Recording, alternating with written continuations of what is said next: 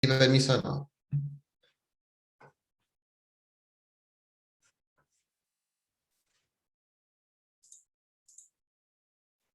Ya chicos, yo sé que están todos cansados, es tarde y ya estamos como en esas fechas en las que empiezan a aparecer muchas otras cosas. Yo también estoy cansado, pero hagamos el esfuerzo por al menos avanzar un poco en esta parte. Em, Acuérdense que estábamos hablando de las pérdidas. Lo primero que hicimos fue ver el efecto del tamaño de la banda prohibida en la densidad de corriente máxima, el JSC o el JSC, y el voltaje de circuito abierto VOC, ¿se acuerdan? Entonces vimos también cómo calcular, digamos, estas variaciones y vimos el efecto directo, digamos, del tamaño de la banda prohibida. Y ahora estábamos viendo cuáles son los mecanismos de pérdida. Entonces, primero discutimos harto sobre esta parte que son eh, las pérdidas ópticas, que eventualmente se traducen en calor. ¿Se acuerdan? Estos son todos los fotones que tienen una energía que es mayor al bandgap, pero que es mucho mayor, pero en realidad que es simplemente mayor es suficiente.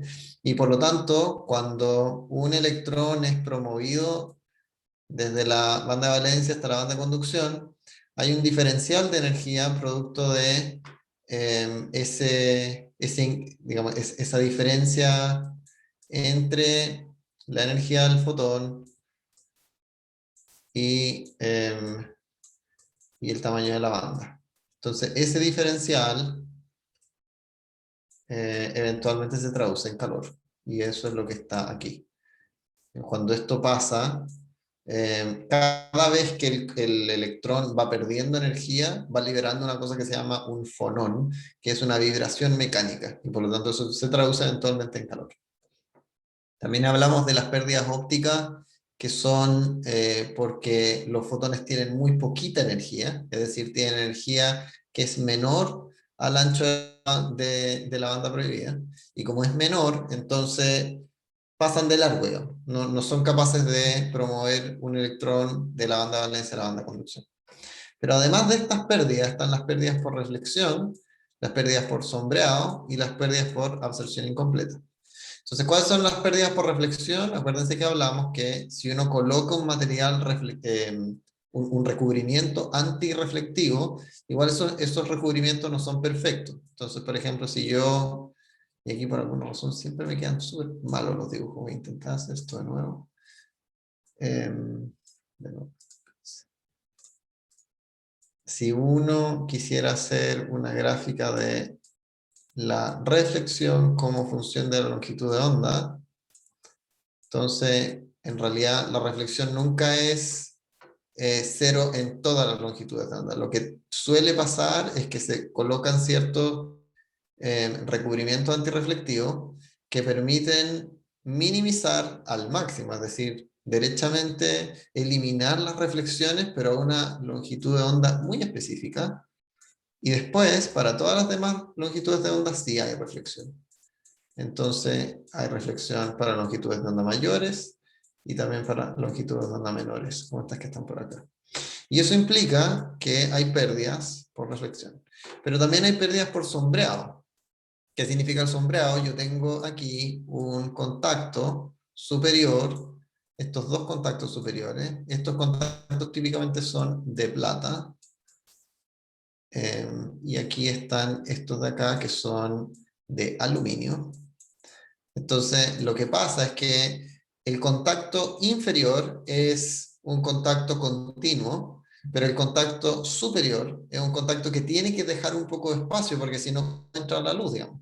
Entonces, tiene que haber un poco de área, digamos, que está expuesta a la luz, pero va a haber un poco de área que no está expuesta por la presencia del contacto. Eso eventualmente implica un sombreado. Y después también está este tema de la absorción incompleta. ¿Y qué significa absorción incompleta? ¿Se acuerdan que conversábamos? Cuando un material tiene ciertas propiedades de absorción, eso implica que ciertas longitudes de onda se van a absorber y ciertas no, dependiendo del grosor del material. Y podría pasar, como está aquí, que un fotón atraviesa el material completo, de hecho lo atraviesa a un ángulo, por lo tanto digamos, la distancia, el largo de camino es mayor al grosor. Por supuesto que aquí este es el grosor, pero eso es como el mínimo, digamos, en el mejor caso, pero podría ser que la incidencia no sea directa, digamos, no sea, no sea perpendicular. Y cuando ese es el caso, entonces el largo del camino va a ser un poco mayor. Incluso en ese caso podría pasar que ese fotón de toda la vuelta se topa con la parte inferior del contacto, que es el contacto de aluminio, después se refleja y después podría incluso llegar a salir, porque no alcanzó a ser absorbido. En ese caso hablamos de absorción incompleta. Y eso fue lo que vimos acá. Pero también hay otro tipo de pérdidas, que son las pérdidas eléctricas. Entonces, aquí hay dos tipos. Uno son los tipos de pérdidas ómicas y los otros son pérdidas por recombinación. Entonces, las pérdidas ómicas son derechamente efecto Joule, es decir, una resistencia. Todo lo que se pueda modelar como una resistencia es efecto Joule, esos son pérdidas ómicas. ¿Y dónde hay pérdidas ómicas? En todas partes. Hay pérdida ómica en la base, hay pérdida ómica en el emisor, hay pérdida ómica en el contacto eléctrico, hay pérdida ómica en la interfaz, en la grilla y en el bus de conexión. Hay pérdida en todas partes. Y acuérdense que habíamos hablado, si esta es la celda, típicamente vamos a dibujar aquí los dos materiales. Entonces, voy a hacer lo posible porque me quede derechito, pero más o menos nomás. Ya. Entonces esta es la base, el material P. Entonces aquí está la base. Base. Y aquí arriba está el material N. Y este es el emisor. Emisor. Y aquí al medio está la juntura. Esto de aquí es la juntura. Juntura. Ya. Y por supuesto que hay pérdidas ómicas en el contacto superior, en la interfase, justo aquí, entre semiconductor y contacto eléctrico, y también hay pérdidas acá, justo aquí, en esta interfaz. ¿Se fijan? Y además hay pérdidas por recombinación, entonces hay pérdidas en el emisor y hay pérdidas en la base, por recombinación. Puede ser tanto en la superficie como en el volumen. Es decir, podría ser que haya pérdidas justo aquí, supongamos este es el emisor N, pueden haber recombinaciones justo en la superficie, pueden haber recombinaciones acá en el volumen, pueden haber recombinaciones justo acá en la base, digamos, en la interfaz entre base y contacto, y pueden haber recombinaciones acá. ¿Ya? Entonces pueden haber pérdidas en todas partes. Entonces, eso se modela, como vamos a ver aquí. Vamos a ir poniéndole un poco de forma a cada uno de estos mecanismos de pérdida. Entonces nosotros hablamos de fotones con energía menor a la banda prohibida, y por lo tanto fotones que no son absorbidos. Y eso es lo que está aquí. Después, hay alguien que mandó no sé si lo acaba de mandar, Javiera Vega mandó Javiera, ¿quieres contarnos qué es lo que mandaste?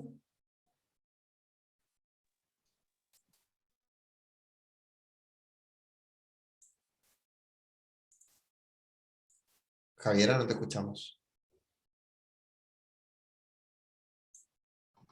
Ahora sí, volví.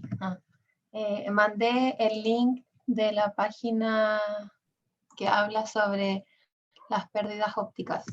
Ah, maravilloso. El libro de educación. Ah, ya, súper. Muchas gracias, Javier. Listo, entonces estábamos hablando de que le vamos a dar un poco más de forma a todos estos mecanismos de pérdida. Entonces, hablamos de fotones con energía que es menor a la banda prohibida. Esos no son absorbidos. Fotones con energía mayor a la banda prohibida, pero que solo generan un único par electrón hueco, y por lo tanto hay una pérdida correspondiente a toda la energía que se libera como calor, ¿no? Entonces, eh, en este caso, por supuesto que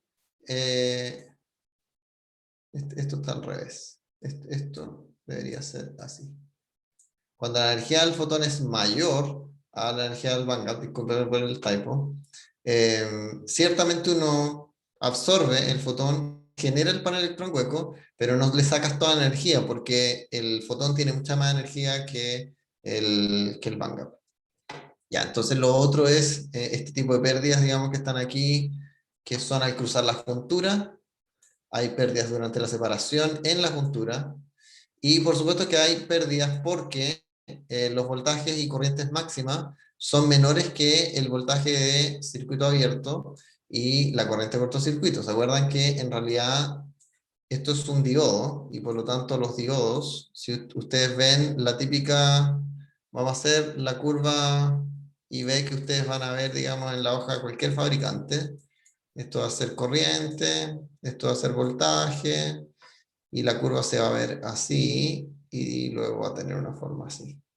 Entonces este valor de aquí es la corriente de cortocircuito, y este voltaje de acá es el voltaje de circuito abierto. Y esto no es un cuadrado. Si esto fuera un cuadrado, entonces esto no sería un diodo. Y ahí ciertamente el dispositivo sería ideal. Pero se fijan, yo en realidad no capturo la multiplicación de la corriente de cortocircuito por el voltaje de circuito abierto, sino que yo capturo este punto de por acá, que se denomina voltaje de máxima potencia y corriente de máxima potencia. Y después hay más pérdidas todavía. Entonces, también hay otras pérdidas porque la celda tiene efectos que no son ideales, digamos, que tienen que ver con estas pérdidas óhmicas. Entonces hay una cosa que se llama el circuito equivalente, ustedes lo vieron, que tiene que ver con una resistencia serie y una resistencia paralelo. Y el factor de forma, ni siquiera es el factor de forma de un diodo ideal, es un factor de forma un poco peor, digamos, porque la resistencia serie típicamente es no cero. Digamos, lo que uno quisiera es que la resistencia serie sea lo más parecida a cero, y que la resistencia paralelo sea lo más parecida a infinito, ¿verdad? Eso es lo que uno quisiera. Pero eso no es así. La resistencia paralelo típicamente es mucho mayor que 1, pero no es infinita. Y la resistencia serie siempre es positiva, nunca es cero. Entonces, por lo tanto, siempre hay una pérdida en el factor de forma. Y también hay pérdidas porque hay algunas cargas que se fotogeneran, pero eventualmente se recombinan. Entonces puede haber recombinación en el volumen, puede haber recombinación en la superficie, y puede haber recombinación en los contactos.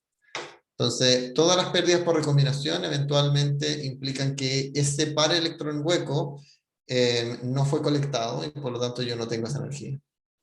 Y también están las pérdidas ópticas de las que hablamos, están las pérdidas por reflexión, las pérdidas por el sombreado de los contactos, y también hay pérdidas por absorción incompleta. Entonces esto es una explicación, como un punteo de lo que ya conversamos, digamos. Y también hay pérdidas por una cosa que está relacionada con la temperatura, pero esto no lo vamos a ver todavía. Existen unos factores que permiten modelar la pérdida tanto de voltaje de circuito abierto como de corriente de cortocircuito en función de la temperatura, pero eso no lo vamos a ver todavía. Lo que sí nos vamos a fijar es todos los demás mecanismos. Entonces yo sé que hasta aquí la verdad es que se ve todo muy como muy nebuloso, porque está como, hay una lista de cosas y como que uno no sabe muy bien, ya, pero ¿y? Entonces yo por eso les traigo aquí esta pequeña gráfica donde tengo los factores, digamos, y tengo cada uno de los números. Entonces ustedes van a tener, en el mejor caso, bueno, quizá un poco mejor, pero típicamente en una celda de silicio comercial, la eficiencia de la celda no va a ser superior a 25,1%. Y es que en esta gráfica, en esta columna, digamos, de barras, yo tengo todas las pérdidas que acabamos de discutir. Entonces, primero, y vamos desde este 100% a la entrada, y tratemos de llegar hasta acá. Yo espero que nosotros podamos al menos entender esto, esto y esto, y que hayamos ya discutido estos de acá, digamos, estos dos. Entonces vamos a conversar ahora de la primera parte. Aquí dice que hay fotones que no son absorbidos y porque tienen una energía que es menor al bandgap. Si yo llego y hago la gráfica, entonces voy a perder un 23% de la radiación y por lo tanto ya aquí tengo una eficiencia máxima del 77%. Después, tengo pérdida porque hay algunos fotones que tienen energía mayor al ancho de la banda prohibida, pero tienen más, y por lo tanto, como yo no puedo sacar más que la energía de la banda prohibida, todo lo demás se transforma en calor. Entonces, si yo incluyo ese efecto, me paso de este 77 a este 48%. Fíjense cómo ahí ya se cae, pero brutalmente. Entonces, solo porque hay por el principio básico de operación de una celda, eh, solo porque tiene un ancho de banda finito, digamos, o sea, cualquier celda fotovoltaica, fíjense, cualquier celda fotovoltaica, no importa que sea juntura PN, no importa que sea nada, cualquier celda fotovoltaica que ustedes tengan va a tener al menos pérdidas respecto de la radiación solar por fotones que no son absorbidos y por un exceso de energía de fotones que no se utiliza. Y debido a estas dos pérdidas, la eficiencia máxima, desde el punto de vista del efecto fotoeléctrico a un sol, ojo, a un sol, es de un 48%. Uno puede obtener un poco mejor que esto, sí, pero a más de un sol. Eh, entonces, después hay pérdidas por la diferencia entre el voltaje de circuito abierto y el tamaño de la banda prohibida. Entonces, típicamente, uno dice ya, pero la banda prohibida es como de 1.12 electronvolts. Eso significa que yo le debería poder sacar 1.12 volts, pero uno nunca le saca 1.12 volts. Salen, en el mejor caso, del orden de 785 mili. Eso es y vamos a ver por qué. Entonces, eso implica que aquí ustedes van a tener un factor de 0.7 respecto a lo que ya tenían. Entonces, yo espero que con esta gráfica ustedes vayan viendo, aquí hay dos cosas que a mí me gusta hacer con la gráfica. La primera es, oye, pero ¿y si uno quisiera usar una celda, digamos, si uno quisiera mejorar una celda, ¿dónde atacas? Porque está lleno de pérdidas. Entonces, ¿qué es lo que uno quisiera hacer en principio? Y quizás ni siquiera mejorar la celda, sino que en una de esas mejorar la pérdida de energía. Incluso ni siquiera uno tiene que meterse, digamos, a la física y a modificar la celda. Si uno pudiera únicamente, de alguna forma, conquistar esta energía y esta energía que se está perdiendo, o sea, todos los fotones que no son absorbidos y todos los fotones que tienen una energía mayor al bandgap, ahí ya tengo, fíjense, tengo 52% de la energía incidente. O sea, si me llegan 1000 watts por metro cuadrado, tengo 520 watts por metro cuadrado. 520, imagínense. Es mucha energía. Entonces, imagínense que yo pusiera, no sé, agua por debajo de la cuestión o algo que se calentara. Ya con eso podría capturar un poco más de energía. Entonces, por eso es importante que ustedes vean estas gráficas, porque es verdad que uno tiene muchas pérdidas, pero no es necesario, digamos, bueno, por un lado, en tanto uno tenga siempre el efecto fotoeléctrico detrás para la celda, estas pérdidas nunca se van a eliminar, digamos, uno nunca va a poder tener una celda a un sol, digamos, que tenga una eficiencia mayor a 48%, pero sí podría, si es que tengo alguna especie como de combinación entre algún sistema mediotérmico, algo que captura los fotones que se están yendo de la celda que no fueron absorbidos, no sé. Ya. Lo otro que a mí me gusta de esta gráfica es que Yo ustedes tengo van a ver, sí, disculpe que le interrumpa. sí, adelante. En estas pérdidas por voltaje, en la clase pasada vimos que si intersectábamos el voltaje con la corriente, veíamos que se obtenía una eficiencia o una mayor eficiencia con 1,5 electronvoltios. Correcto, sí. Entonces, si es que tuviésemos un material que tuviese ese tamaño de banda prohibida, estas pérdidas por voltaje que estaríamos viendo ahora serían menores, ¿no? Sí, eso es verdad. Ya. Muy Ok, bien, gracias. sí. Sí, esto que está aquí aquí lo tengo para, no alcanzo a ver, pero esto es de una celda de silicio que está expuesta a una radiación R+1 que tiene un grosor de 100 micras y como tú dices muy bien, es una celda de silicio. Entonces, esta primera parte, digamos, tanto la parte de fotones no absorbidos, porque tienen una energía menor al bandgap, como los fotones que tienen más energía, es decir, todo esto que tengo hasta acá, entre 100 y 48, 52%, solo perdería cualquier celda que tenga un bandgap dado. En una de esas, la razón entre los fotones absorbidos y los no absorbidos puede cambiar. Pero en principio, digamos, estos dos mecanismos van a estar igual, porque si es una celda fotovoltaica, tiene un bandgap, y por lo tanto van a haber fotones que van a ser absorbidos, pero que van a tener energía mayor al bandgap, y van a haber fotones que no van a ser absorbidos porque tienen energía menor al bandgap. Sin embargo, lo que dices tú, Vicente, es muy cierto. Este valor, digamos, este 1.12, está dado por el bandgap. Entonces, si uno pudiera mejorar de alguna forma esta razón entre el voltaje de circuito abierto y el tamaño del bandgap, uno podría mejorar este factor. Y podrías mejorar otros factores, de hecho. Si ustedes, para que se hagan una idea, existen celdas que tienen eficiencia sobre 40%, pero no es a un sol, y son celdas súper complejas, que únicamente se hacen en el laboratorio, como para demostrar, como prueba de concepto, que algo se puede hacer, pero no porque vayan a ponerse, digamos, a desplegar en planta fotovoltaica. Es muy inusual, digamos, que algo tan eficiente esté en alguna planta. Entonces, estábamos aquí, y ahora lo que queremos ver es por qué me voy de 48% a 34%. ¿Y por qué? Bueno, es porque yo en realidad nunca le saco el voltaje de la banda prohibida. Yo le saco mucho menos. Y vamos a calcular cuánto uno le saca. Después hay otra pérdida. Entonces yo del 34 me paso a este número que es 29,3.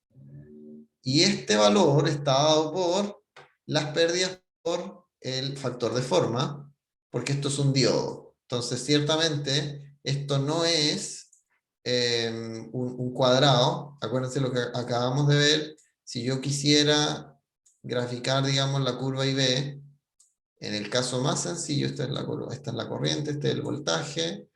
Si yo grafico, va a ser una cosa más o menos así.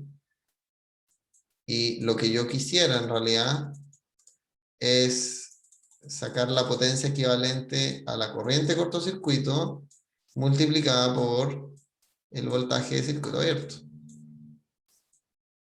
Pero eso nunca es posible porque es todo un diodo, y por lo tanto yo siempre voy a tener esta forma y siempre voy a tener estos valores Imax y Vmax. Y esa razón, digamos, nunca va a ser 1. Entonces ahí hay otra pérdida. Este valor, estos 29,3, son típicamente los valores máximos del estado del arte de silicio. Uno perfectamente puede demostrar teóricamente que la celda tiene una eficiencia de 29,3 en el mejor caso, pero es súper difícil construir una celda de silicio que tenga esta eficiencia. Porque eso significa que todo lo demás, digamos, está completamente resuelto. Y resolver todos los demás problemas es algo bien difícil. Eso se ha hecho, digamos, parcialmente, y por lo tanto hay celdas que están muy cerca, pero no hay celdas de 29,3% de silicio, pero sí están muy cerca. Que ahí habría que revisar, digamos, hay una gráfica que vamos a revisar después de cuáles son los números específicos.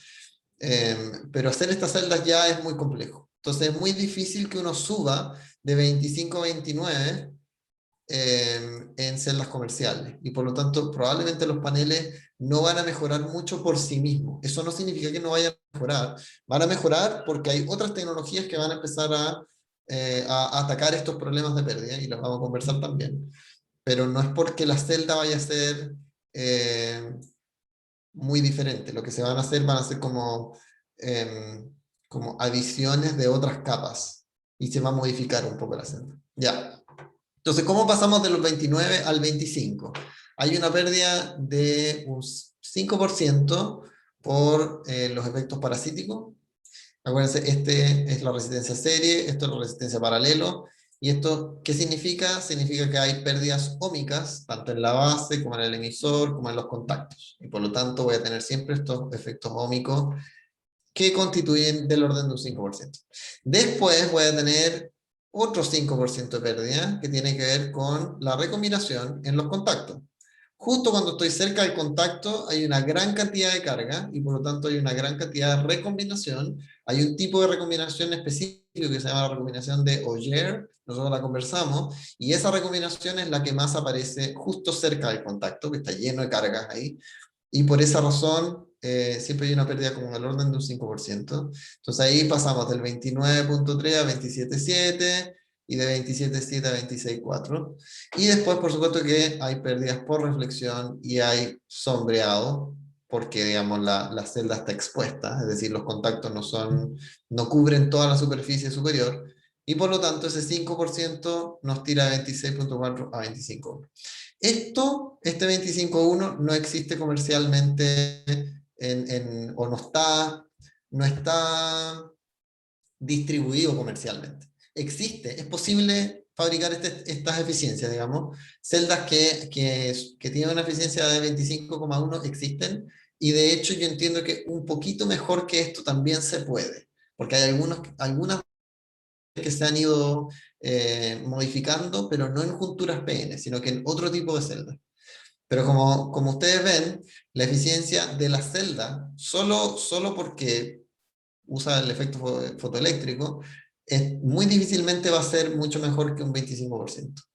Eso no significa que la energía solar no sea una tremenda fuente de energía, que sea quizás la apuesta más importante que tiene la humanidad desde el punto de vista de la energía renovable, muy por adelante en la energía eólica y de todas las demás, pero fíjense, en realidad la eficiencia no es muy buena. Digamos. Como humanidad, el efecto fotoeléctrico que descubrió Einstein en realidad como que no funciona tan bien, porque le sacamos como un cuarto, ¿no?, de todo el incidente. Entonces, hay harto trabajo todavía por hacer para llegar a valores mayores. Y hay algunas cosas que se están haciendo. Yo sí les puedo adelantar que es bien probable que este número suba, pero no en este mismo esquema, digamos, de pérdidas, sino que si sube va a subir porque van a haber ciertas capturas adicionales.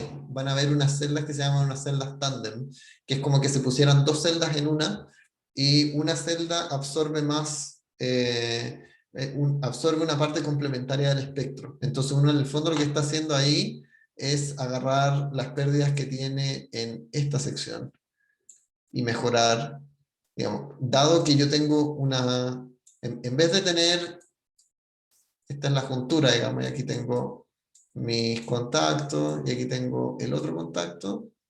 Esta es como la típica celda que hemos visto, ¿verdad?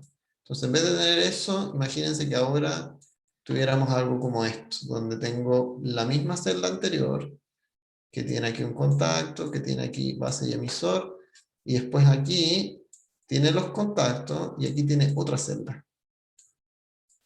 Y después aquí hay otro contacto. Entonces lo que pasa es que esta celda superior tiene un ancho de la banda prohibida que es complementario hasta esta celda. Entonces, pongámosle celda 1 y esta es la celda 2. Entonces, como la celda 1 y la celda 2 tienen anchos complementarios, al final la corriente que yo le saco, como están en serie, es la misma, pero los voltajes se suman. Entonces la corriente de la celda 1 es la misma que la corriente de la celda 2, pero el voltaje total es la suma del voltaje de la celda 1 más el voltaje de la celda 2. Eso es lo que se está haciendo hoy día. Y es probable que esto permita que, de hecho yo entiendo que hay paneles solares comerciales que tienen una eficiencia del orden del 25-26%. Paneles solares, imagínense, no las celdas, sino que los paneles. Por lo tanto, la celda es todavía mejor. Pero eso es únicamente por esto, porque se hacen estas combinaciones extrañas. Y por supuesto que 1 o 2 puntos de eficiencia son billones de dólares. Es mucha energía, digamos. Entonces, es muy importante. Ya, hasta aquí. ¿Dudas? ¿Comentarios? ¿Están todos durmiendo? Terrible. Bueno, No. súper bien. Ya, entonces, vamos a hablar de el límite de VOC. La primera parte que yo quisiera que ustedes fueran capaces de entender es este número, este 785. ¿De dónde sale ese 785? ¿Por qué? O sea, ¿cuál es el gran problema con el silicio? Que yo no le puedo sacar un voltaje de 1.12. Yo le quiero sacar 1.12, pero no sale más. Ya, entonces, ¿por qué? Y yo espero que ustedes, al final de este módulo, sepan cómo se calcula eso. Entonces, aquí se lo voy a mostrar. Entonces, lo primero es que uno tiene que ponerse en la condición de circuito abierto. ¿Y cuál es esa condición? Es una condición súper curiosa donde no hay, imagínense que ustedes tienen la carga, digamos la celda está absorbiendo luz y está, imagínense que es como un queque con chocolate. Entonces, cada uno de los chips de chocolate son las cargas que están emergiendo y están siendo recombinadas. Están emergiendo y están siendo recombinadas. Y no hay movimiento en ninguna parte. Entonces, si yo no lo dibujara, esto es como un queque así. Entonces, imagínense que aquí está la juntura PN, aquí están los contactos. Lo que está pasando es que uno tiene cargas por aquí, por aquí, por aquí, por aquí, por acá, y ninguna se está moviendo. Entonces hay un potencial, hay un voltaje, digamos, electrostático que está dado por la presencia de esas cargas que no se están moviendo. Entonces hay un efecto de la generación de carga, y cada vez que, como esas cargas no se están moviendo, se tienen que morir. Entonces eventualmente, imagínense que es como que emergen y mueren. Y luego emergen y mueren. Y emergen y mueren. Y lo mismo pasa en todas partes. Justo cuando eso está pasando, uno no tiene concentración de carga en ninguna parte, porque no hay movimiento de carga, no hay acumulación, no hay nada. Entonces, cuando eso pasa, uno puede escribir estas densidades de carga de electrones y de huecos. Entonces, lo que yo quisiera saber es, ¿qué es lo que le pasa a mi VOC? Acuérdense que el límite de VOC es 785 mili, ¿verdad? Entonces, la gran pregunta es, ¿por qué? Bueno, entonces aquí está la ecuación. Si yo pudiera de alguna forma explicar qué es este NP y qué es este NI cuadrado, en una vez yo puedo determinar cuál es este límite. Entonces intentemos hacer eso. Cuando uno escribe las ecuaciones, tanto de la densidad de electrones como la densidad de hueco, y después multiplica, uno tiene que n por p, en el fondo va a ser este n sub c por este n sub b, y aquí fíjense lo que va a hacer es simplemente arreglar un poco este e sub c con digamos, el valor de la banda de conducción con la banda de valencia, y los valores de Fermi de electrones y hueco, y me van a quedar así. Entonces, esto de acá, fíjense, esta distancia, la distancia entre los valores, los cuasi valores de Fermi de electrones y hueco es el voltaje. Y, digamos, esto de acá, todo esto de acá, está dado por este valor intrínseco, la densidad de carga intrínseca. Entonces yo aquí lo que voy a hacer es simplemente reescribir esta ecuación. N por P es igual a N sub I cuadrado por E a la Q por VOC sobre KT. Entonces, por lo tanto, si yo reescribo esta ecuación en términos de VOC, yo me doy cuenta que VOC tiene una dependencia con esto, con la multiplicación entre N y P y con la densidad intrínseca. Entonces, si yo, de alguna forma, yo sé que esto puede parecer medio oscuro, pero si yo pudiera encontrar N y encontrar P, entonces yo perfectamente podría determinar cuánto es este VOC. Y lo que pasa es que si uno busca el límite, uno tiene que pensar en una celda que está limitada por el único mecanismo que la va a limitar, que es la recombinación intrínseca de Auger. Todas las demás recombinaciones, en principio, podría obviarlas, es decir, vamos a suponer que uno tiene una celda que es un cristal perfecto, que no tiene ni una sola impureza, y el único tipo de recombinación que hay es la recombinación muy cerca de los contactos de la que habíamos hablado justo antes. Aquí, muy cerca de los contactos por acá y muy cerca del contacto inferior acá abajo. Entonces, Lo que a mí me gustaría es escribir este n por p en función de esta recombinación, porque es la única que no puedo obviar. ¿Por qué no la puedo obviar? Porque yo puedo hacer un material que es muy perfecto, supongamos que yo hiciera un cristal que es así ya la maravilla, que no tiene ningún solo defecto, pero igual le voy a tener que poner un contacto, po. Le voy a tener que poner un contacto, si no, ¿cómo voy a sacar la carga? Entonces, como le voy a tener que poner un contacto aquí, le voy a poner un contacto arriba y le voy a poner un contacto abajo, voy a tener sí o sí la recombinación de Ogier. Entonces, esa es la recombinación que a mí me importaría saber cuál es el efecto que está teniendo, ¿ya?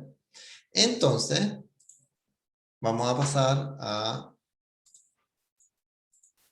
esto de, y esto es un recuerdo, ¿no? Acuérdense que cuando uno tiene una celda y la celda está fotogenerando, hay varios mecanismos de recombinación, hay algunos que están en la superficie y hay algunos que están en el volumen. Y la recombinación de Ogier puede estar tanto en el volumen como en la superficie, solo que la recombinación en la superficie típicamente se le dice recombinación de la superficie para no escribir Ogier de nuevo, digamos. Pero es lo mismo. Entonces, en realidad lo que uno quisiera es saber, de alguna forma, cuál es la máxima cantidad de carga fotogenerada dada la recombinación de Ogier. Entonces fíjense que típicamente en la oscuridad, la multiplicación de los electrones y los huecos es simplemente la densidad intrínseca del material, pero si estoy fotogenerando, tengo estos delta N y tengo un delta P, que tiene que ver con la luz que está fotogenerando pares electrón-hueco. Entonces, si yo tengo este caso, digamos, lo que yo quisiera saber es, bueno, y esto es como, de nuevo, el recuerdo de la recombinación de ayer, lo que yo quisiera saber es cómo podría escribir ese delta en función de la recombinación. Entonces, acuérdense de nuevo, en la condición de recombinación, yo tengo mi celda aquí, y mi celda se modela como una especie de brownie con chip de chocolate. Entonces, las cargas empiezan a aparecer y se mueren. Empiezan a aparecer y se mueren. Aparecen y se mueren. Entonces, la recombinación es igual, la tasa de recombinación es igual a la tasa de fotogeneración. Esto es lo que dice aquí. Esta es la tasa de fotogeneración y esta es la tasa de recombinación. Y si las tasas no fueran iguales, habría acumulación de carga en alguna parte, porque habría movimiento, pero no lo hay. Como no lo hay, entonces las tasas tienen que ser iguales. ¿Ya? Entonces, como el único mecanismo de recombinación existente es Ogier, porque tengo los contactos, porque tengo que tener el contacto, porque si no, ¿cómo voy a sacar la carga? Entonces, yo escribo esa tasa de recombinación en función de los parámetros típicos de lo que habíamos hablado, digamos, lo que habíamos hablado en la unidad 2, que es en función de la vida media de las cargas, dado el mecanismo de recombinación. Entonces, supongamos, esta ecuación es súper sencilla, que esta tasa de recombinación es una constante que depende de este delta P, que es la fotogeneración y la vida media, digamos, de cada una de esas cargas, la vida de la carga, antes de ser recombinada. Si yo pongo eso aquí y lo multiplico por el ancho, y me va a dar esto que tengo acá. Y aquí yo le llamo generación acumulada a este valor G, digamos, una constante, por el ancho. Entonces, a mí lo que me gustaría es de alguna forma escribir este delta P en función de parámetros conocidos, algún parámetro conocido. Y eso es lo que estoy intentando hacer. Entonces, fíjense, aquí ya tengo la tasa de generación, y la tasa de generación es la misma que la fotogeneración cuando estoy en la condición de cortocircuito, porque es la misma luz. Entonces, cuando yo estoy en la curva IB, y tengo esto que está aquí, esta es la curva IB, lo que estoy diciendo es que cuando estoy en esta condición, tengo una cierta cantidad de luz que está generando cargas. Cuando estoy en esta condición, tengo la misma luz que está generando las mismas cargas. Es solo que estoy sacando esas cargas, y aquí no las estoy sacando. Aquí la corriente es 0 y aquí la corriente no es 0.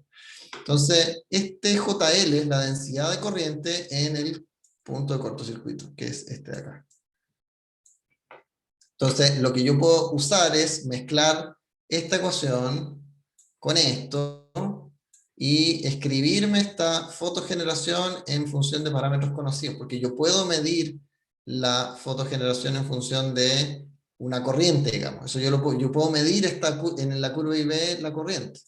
Y si yo tuviera, digamos, la vida media y el ancho de la celda, yo puedo escribirme la fotogeneración. Entonces, este tau sub A típicamente es un valor que uno conoce. Eso está aquí. Yo sé que esto es como medio gol, porque es como que yo llegué y les dije así como de la nada de dónde salió, pero esto es algo que uno puede medir perfectamente. Así que si tienen dudas sobre eso, pregúntenme después. Entonces, si uno mezcla esta ecuación con esta ecuación, uno llega a esto. ¿Y por qué eso es importante? Porque aquí, fíjense que yo tengo este delta P ahora en función de puros parámetros conocidos. Entonces, ahora yo todo lo que tengo que hacer, acuérdense de nuevo, lo que yo quería en principio era escribir mi ecuación B o C. A ver si me voy hacia atrás.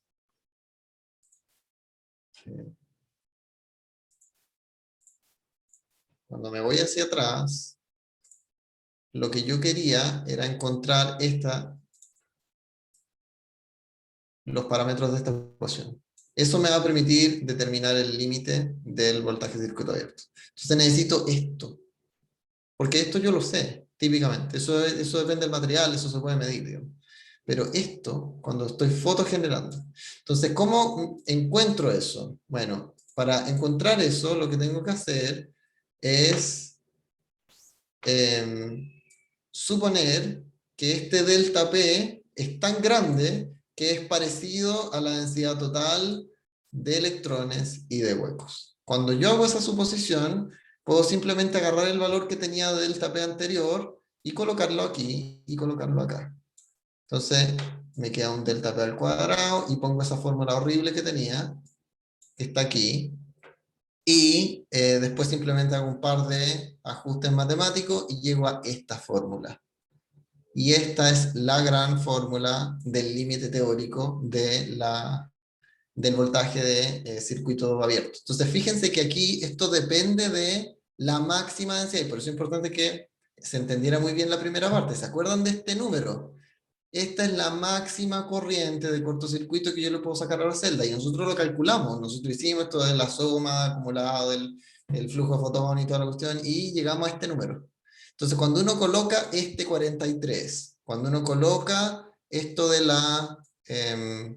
los factores de recombinación de Auger, y después todo lo demás, digamos, para una celda típica con un grosor de 100 micras, ojo que las celdas de hoy son un poco más delgadas que eso, pero supongamos, y después, digamos, números típicos, esta es la carga de Coulomb, y esto es la densidad, digamos, de carga intrínseca, y estos son simplemente valores como de física sencilla. Ustedes agarran todos esos números, los meten a esta ecuación, y voilà, el voltaje de circuito abierto máximo para esta corriente, que es la corriente perfecta, en el caso en que todo se fotogenera, es de 785.000.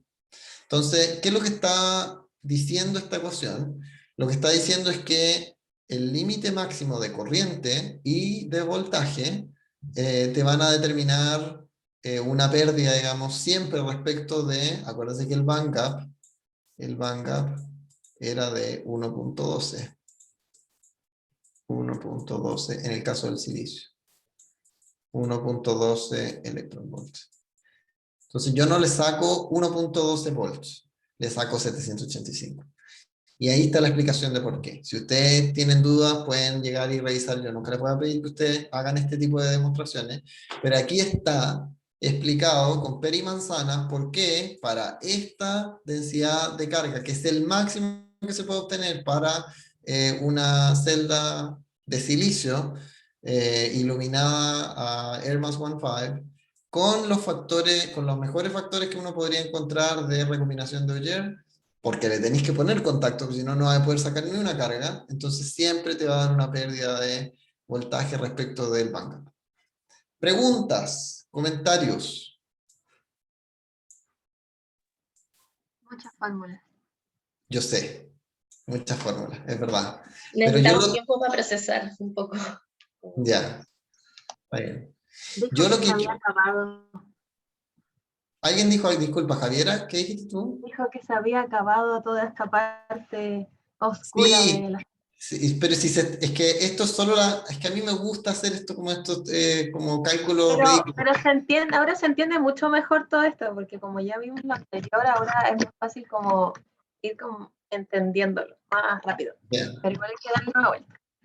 Yo te puedo asegurar en todo caso, Javiera, que la unidad 4 es la última que tiene estas cosas. La unidad 5 es pura cualitativo, la unidad 6 también es cualitativa, y de ahí en adelante es diseño. Y digamos, cosas de OEM y ingeniería como mucho más sencilla. Así que es mucho menos física. Pero es que si no, ustedes no van a entender. Pues. Entonces yo por eso siempre hago el esfuerzo de mostrarles como hasta el detalle por qué. Pero sí, en una de esas hay muchas fórmulas. Profe, yo Ya, tengo Pero una se va pregunta. entendiendo. súper. ¿Alguien dijo algo? Sí, Sí, yo tengo una pregunta, quizás cuéntame. me mareó un poco con la unidad de medida, pero la eficiencia tiene que estar, o sea, en un porcentaje. ¿Y por qué se divide el voltaje por electronvoltios, que es la energía, No, no te para ver las entiendo. pérdidas? ¿Por qué se divide qué? No te entiendo. El voltaje de circuito abierto por Cuando, por la claro, energía. si yo tuviera el bandgap así, y tengo mis energías de Fermi acá y acá, en principio, este valor es el bandgap, ¿verdad? Y esto es el voltaje de circuito abierto. Yo quisiera que el voltaje de circuito abierto fuera igual al bandgap, pero no lo es. Este es el cuasi nivel de Fermi de electrones y este es el de huecos. Entonces, cuando yo hago la razón, lo que yo quiero decir es, ¿cuánta es la mejor razón entre estos dos? Yo sé que el VOC nunca va a ser tan grande, yo nunca voy a tener esto, digamos, pero sí voy a tener alguna razón, digamos. Entonces, lo que yo estoy intentando preguntar es, ya, pero ¿cuál va a ser la mejor razón? Y esta de aquí es la que va a ser, esta. ¿Se entiende? Sí, sí, sí. Profe, Gracias. entonces ahí estamos diciendo que ese 1.12, ¿qué significa? ¿Eficiencia? No, no, 1.2 es el tamaño del bandgap. Si yo multiplico el voltaje circuito abierto por la carga Coulomb, esto es en electron volts. Y ahí las unidades son las mismas. Ah, perfecto. Ya. Eso es. Gracias, profe. Súper. Ya, entonces, quizá aquí esto debería haber sido Q, B o C. Para que quede bien en unidades, digamos. Ustedes tienen razón aquí, debería poner Q, B o C. Ya. Entonces, yo creo que, a ver, la última parte igual tiene hartas ecuaciones. Avancemos un poquito más, no mucho más tampoco, porque yo sé que ya con esto como que ya quedó bien pesada, digamos, todo.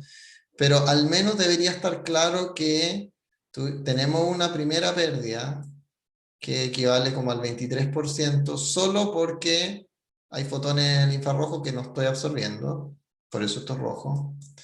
Después hay otra parte que son los fotones que tienen más energía, que también yo pierdo esa energía porque yo le saco en el mejor caso la energía del bandgap, y ciertamente no le saco la energía del bandgap, pero no le puedo sacar más que eso, entonces todo lo que es adicional lo voy a perder. Y después están estas pérdidas que acabamos de ver, que tienen que ver con que el voltaje de circuito abierto, esto Q, VOC, en el mejor caso es 785 milivolts y nunca es 1.12 electronvolts. Entonces, eso implica que yo siempre voy a tener esta pérdida de 48 a 34. Qué triste, ¿verdad? A mí me da pena, yo veo estas cosas y me da pena. Bueno, Profe, ya, tengo una sí, pregunta. Si sí. usted dijo que en el año 80 los paneles ya estaban entregando una eficiencia de un 20 y algo por ciento, Y hasta la Sí. fecha, este número sigue siendo igual. O sea, no han Sí. podido todavía enfrentar estas pérdidas. No, pues, tal cual. Pero eso es porque no existe la tecnología para poder contrarrestar estos fotones no absorbidos y estos excesos de energía de fotones. Lo que Porque pasa es no, que no se nos ha ocurrido como humanidad técnicas que sean no solamente suficientemente efectivas en rescatar estas energías, sino que además que sean suficientemente económicas para que uno pueda implementarla a gran escala, digamos. Yo me acuerdo que existen celdas que tienen eficiencias muy buenas, digamos. O sea, ustedes pueden encontrar celdas que tienen una eficiencia a más de un sol, pero sobre el 40%. Pero ciertas son carísimas, digamos. O sea, no son unas monstruos así. Entonces, aquí el problema es un problema como que se contraponen dos objetivos. Uno es que tú quieres que el panel sea lo más barato posible, y el otro problema es que tú quieres que sea lo más eficiente posible. Entonces, sí, o sea, no hay una forma barata de recuperar esta energía. Si a ti se te ocurre, te puedes hacer el América, pero así brutalmente, porque son como unos par de trillones de dólares probablemente. Pero te digo, o sea, eso no lo ha resuelto nadie, digamos. O sea, ha sido complejo. Ya. Entonces, estábamos en que pasamos del 48 al 34%. Y pasamos al 34% porque, bueno, porque el voltaje nunca es tan grande como la banda prohibida. Pero después, en realidad, ni siquiera podemos sacar el 34%, podemos sacar el 29,3%. ¿Y por qué podemos sacar el 29,3%? Porque estas celdas son diodos, no son unos cuadrados perfectos, digamos. Esto tiene que ver con esto que hemos conversado varias veces. Dios mío, que me quedan horribles mis dibujos, discúlpenme. Ahí y ahí. En vez de que yo tenga algo como esto, yo tengo algo así, ¿verdad? Entonces, en realidad yo le saco este valor, pero nunca saco este valor. Si esto es corriente y esto es voltaje. Y esto es únicamente porque esto es un diodo. De hecho, en el mejor caso, el factor de forma de un diodo ideal es del orden del 86%, donde si esto es...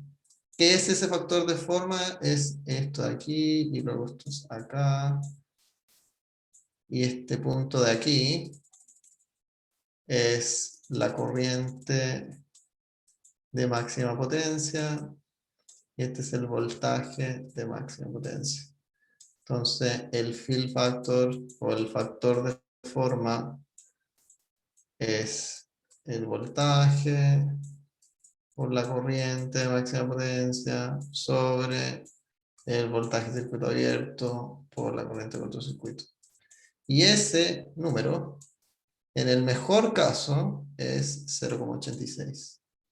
Ese valor no se puede hacer mejor que esto, digamos. Este es el mejor diodo que existe. Entonces, como hay una pérdida por ese factor de forma, y acuérdense que la eficiencia es factor de forma por corriente de cortocircuito y por voltaje de circuito abierto. Entonces yo siempre voy a tener, si tengo un punto 86, siempre voy a tener esa pérdida y siempre voy a tener 29,3. Entonces, eso es lo que está un poco más adelante, aquí. Entonces, este es el factor de forma ideal. Y esta es una forma empírica, digamos, de obtenerlo. En realidad no hay una forma, y este es otro problema grande. Es increíble cómo cuando uno se empieza a meter en los campos se da cuenta de que no sabemos nada de nada. Entonces, una de las grandes conclusiones de ver esto es que en realidad no tenemos idea, porque la mejor aproximación es una aproximación empírica, digamos. Ni siquiera entendemos muy bien por qué el factor de forma tiene la forma que tiene, digamos. Pero ya, entonces, esta ecuación, en el fondo, utiliza este término, que es como una normalización del voltaje de circuito abierto, y tiene como estos números, digamos, que le permiten hacer un buen calce. En el mejor caso, el factor de forma ideal es del orden de 0,86, como habíamos visto recién. Y esta expresión es típicamente válida para casos en los que, acuérdense que esto es como 25,7 o 25,8 milivolts, que está aquí. Entonces, idealmente tú tienes un voltaje de circuito abierto que es mayor a 257, mayor a 257,8 mili. Si no, esta fórmula no vale la pena, digamos, no es una buena aproximación para el factor de forma que se observa. Ya, entonces yo creo que lo que vamos a hacer es cerrar en esta última. Entonces aquí tienen el voltaje de circuito abierto que vimos en esta sesión, que acabamos de ver cómo se calcula y que da 785. La corriente cortocircuito óptima, que es asumiendo que el flujo de fotones, todo genera cargas, digamos, para el electrón hueco, y que todos se colectan.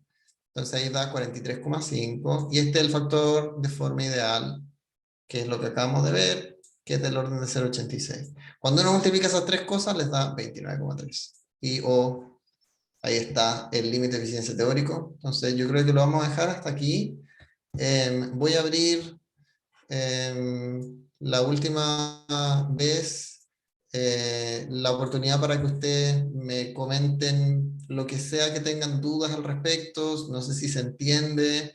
Yo espero que al menos con esta revisión ya les quede bien claro, y que nunca nadie, digamos, les vaya a contar la historia. Digamos, ustedes van a ser los que van a traer, digamos, a la mesa este conocimiento, y ustedes saben, digamos, que en el mejor caso la eficiencia de la celda va a ser del orden de 29, y por lo tanto la eficiencia del panel, en el mejor caso, va a ser unos 2-3 puntos porcentuales menos que esto.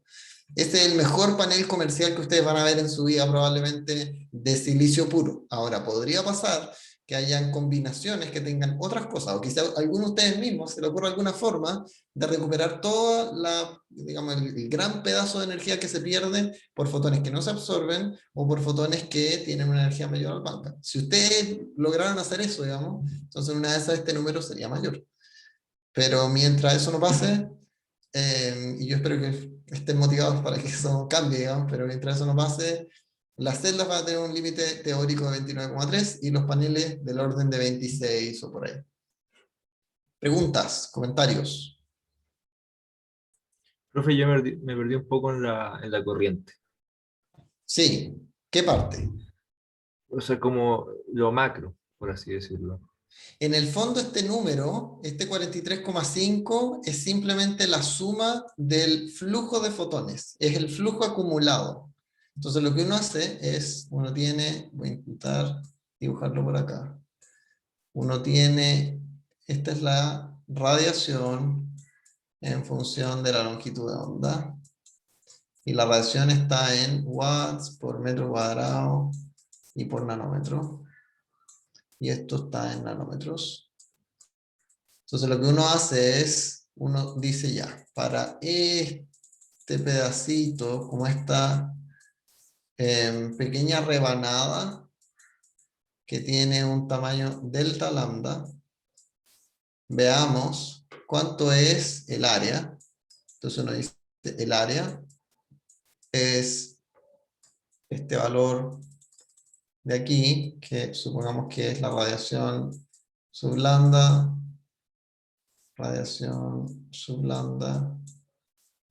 por delta lambda. Entonces, ¿eso qué es? Eso tiene unidades de watts por metro cuadrado por nanómetro multiplicado por nanómetro. O sea, esto tiene unidades de watts por metro cuadrado. Entonces, lo que uno quisiera es saber para esta rebanada de radiación, ¿cuántos fotones vienen? Entonces, lo que yo hago es multiplicar, o digamos, primero dividir la potencia, el área, digamos, que tengo aquí, con la energía de un fotón. ¿Y cómo hago eso? Aquí multiplico por Q y la energía en electronvolts. Entonces, esto me va a dar, esto es energía en electronvolts, y esto, todo, es energía en joules. que eso ¿qué es? Esto es watts por segundo. Entonces, y esto de aquí es el área que tenía acá arriba, que es en watts por metro cuadrado. Entonces, esto lo que me está diciendo es el número de fotones que vienen en esta rebanada. Entonces, si yo repito ese proceso muchas veces y lo hago para todas las rebanadas, y así, y así, y así, voy a tener un número que es, imagínate, es como la integral de este en photon de lambda. Y eso se llama en photon total. En photon total. Y esto es esto que está aquí. ¿Qué es esta densidad de corriente? Es simplemente decir que IQI es 1, y por lo tanto el Q sale de la integral, el IQI es 1, y yo lo que hago es integrar este en photon, entendiendo que esto, el flujo de fotones, es el número de fotones que hay en cada una de estas rebanadas de la radiación. ¿Se entiende? Sí, clarísimo, profe. El EQ era como la absorción de los fotones, por así decirlo. Entonces, Claro, esto es la eficiencia de conversión cuántica, y eso en realidad asumir que es 1, porque eso significa que todos los fotones están generando un par de electrón hueco, porque esto es el ya, límite bueno. de. Claro, Gracias, profe. de nada. Ya pues chicos, yo creo que lo vamos a dejar hasta aquí. Yo sé que están mareados, y yo no tengo ningún interés de aburrirlos. Espero que hayan entendido, digamos, que les haya quedado relativamente claro esto de la eficiencia teórica. Vamos a ver esto de los efectos adicionales y vamos a comenzar a conversar de la temperatura la próxima semana. Y les prometo, y si no, tírenme piedra, no sé, pero les prometo que la próxima semana terminamos este módulo y de ahí en adelante ya nos vamos a olvidar un poco de las ecuaciones y de la física. Yo sé que es un poco latero, digamos, pero es necesario porque si no, no se entiende nada. Entonces, eso, si no hay más preguntas, yo les agradezco un montón y me despido. Que estén muy bien todos, chicos. Gracias, profe. Chao, profe, que igual. esté bien. Chao, profe. Chao, profe. Chao. Gracias. Chao, profe. Chao, Profe, profe, gracias. Chao.